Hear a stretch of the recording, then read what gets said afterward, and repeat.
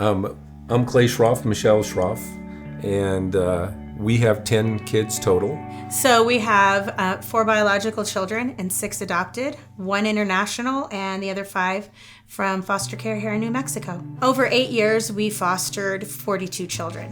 When we first started thinking about adoption, Michelle had it since you were a child. Mm-hmm. She knew that she was always going to adopt kids. Me, it took a little longer. We had 3 children adopted and then had another biological child. So we had 5 children when we brought up the conversation of fostering. And for us, I think we felt ill-equipped, so we backed out and pursued adoption again. And God closed that door and really pointed us in the direction of foster care. I don't think anyone's ever prepared for fostering and adopting. Yes. Yeah. I don't Definitely think, not prepared to be parents, period. I think, a child comes into your home and there's really no amount of training. You don't go to school. People go to school to become nurses and doctors and electricians, and you really don't go through a class or preparing other than your own lives for biological, let alone adopting and fostering kids. It's important that parents don't, folks that are looking at fostering, those foster parents don't look at they're there to save the kids. We're not called to save them. We're called to love them, and oftentimes we're called to give them back to their families. And for that time, we need to be faithful in the responsibility that God has entrusted us with, and that's caring for those children that are going through a very difficult time in their life, because it will affect them for the rest of their life, that bond being broken and having to be rebuilt, whether it's with you or whether it's back with their biological parents. I do believe that our children's lives were changed, but I know for a fact that our lives were changed. It was truly a sanctification process for us. We did come from the Savior mentality, that we were going to save lives, and what really happened was God gave us a compassion that we did not know that we had for biological parents. And to be able to step into the space of, wow, I'm not a perfect parent. I'm just in a better position than the biological parents are. So for us, it hurt us a lot in realizing that we needed help too. We needed to know that our lives were not the picture perfect life, but because we were willing to step up and say, hey, we want to love on these kids and keep them safe for a time, the Lord worked in that. He worked in showing us who we really were and showing us that you can do this. This is hard, but you can do it. We were not equipped at all. So I would say if you don't feel equipped, that's okay. God calls you to something, and then He equips you to that. Yeah. And, we didn't do it alone. We had our church community. We had our kids. We had the Lord to lean on. We had each other to lean on. We don't have to be a perfect parent. You don't have to be a perfect person. You don't have to be a perfect Christian. You need to be available. Mm-hmm. We also feel that it's not a suggestion that God gave. He doesn't suggest that we care for the orphans. It's a command. And we don't know where you fit into that part of the command, because we all have a different role in that. I think that there's a series of questions we need to ask. Where are they at in their lives? At what stage are they? How old are the kids that they already have? Are they empty nesters? What are they willing to do? Where is God's calling in that on them? There's clear paths, but it's individual. I think everyone's called to foster and adopt. We just need to find out what stage they are and then what role they play in that. I think a lot of questions that people have is, what's it going to cost me? What is adoption and foster care going to cost me? And number one is, adoption can be super expensive or it can be free.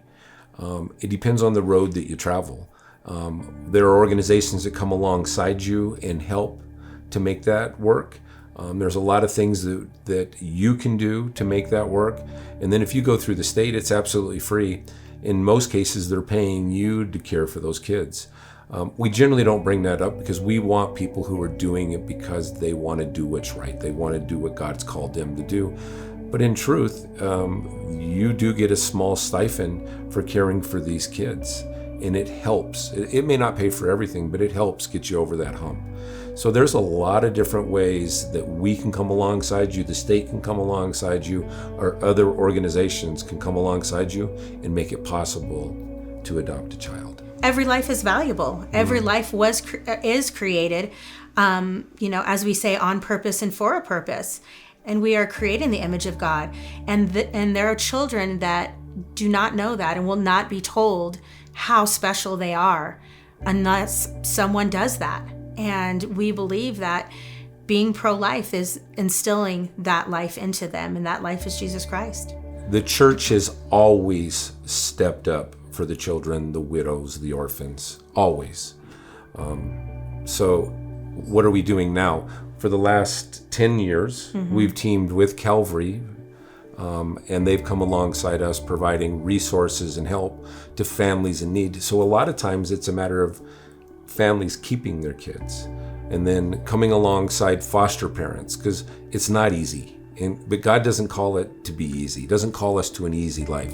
He calls us to an obedient life. And they've surrounded us. The church itself comes around you. They provide essential needs for each and every one of us. They help financially.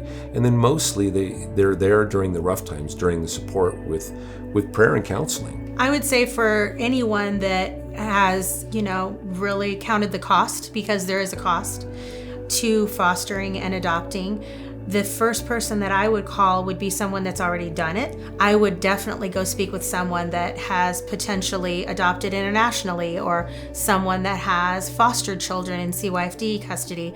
And there are also other ways of fostering through Bear Foundation, and I would reach out to them. And they oftentimes have informational meetings. So I would step into that space, and then they will give you the steps that are needed to go forward. Go in educated. Yeah. So you start the journey. The journey is a long journey. It's a hard journey, but start the journey. Take those first steps.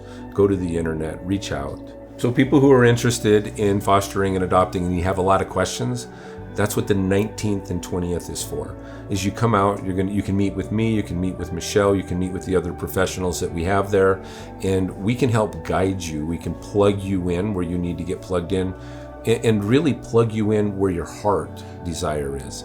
We can plug you in a few different places, and you can kind of feel it out and figure out what's best for you and your family at this stage in your life.